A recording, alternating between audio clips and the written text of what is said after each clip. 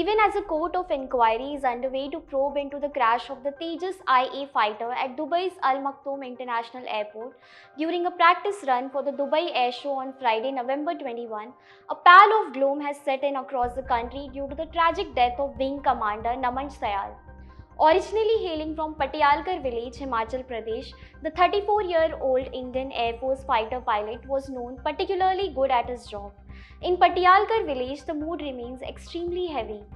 The Hindustan Aeronautics Limited, the manufacturer of the aircraft, said it was deeply saddened by the loss of life of the courageous IEF pilot. Viral videos of the tragedy show the single-engine multi-role combat Delta Wing fighter undertaking a maneuver called barrel roll, which involves a roll even as the aircraft undertakes a deep dive. After executing the dive, the ill-fated Tejas couldn't lift up and instead crashed before exploding into a ball of fire emitting thick black smoke. There were earlier unconfirmed reports of a Tejas fighter leaking oil at the Dubai Air Show.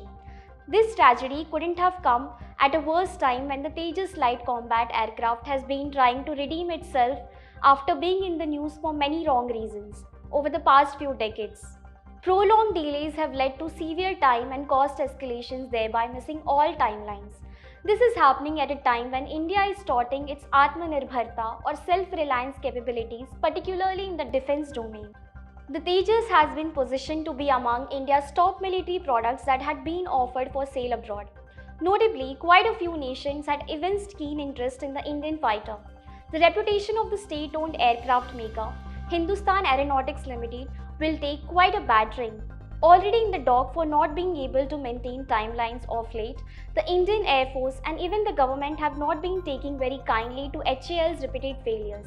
Significantly, this is the second air crash of the brand new fighter. The first air crash took place last year during the Indian Air Force Vayu Shakti exercise in Rajasthan's Pokhran Desert. At the moment, the Indian Air Force operates about 30 Mark 1 and 6 two-seater trainers in its two Tejas squadrons, while 141 Tejas Mark 1A fighters are on order. The Indian Air Force will also be very worried because the air crash may lead to further delays at a time when it is reeling under a critical shortage of fighter squadrons, operating just around 30 squadrons instead of the mandated 42 squadrons. It means there is a shortage of about 200 fighter aircraft in the Indian Air Force.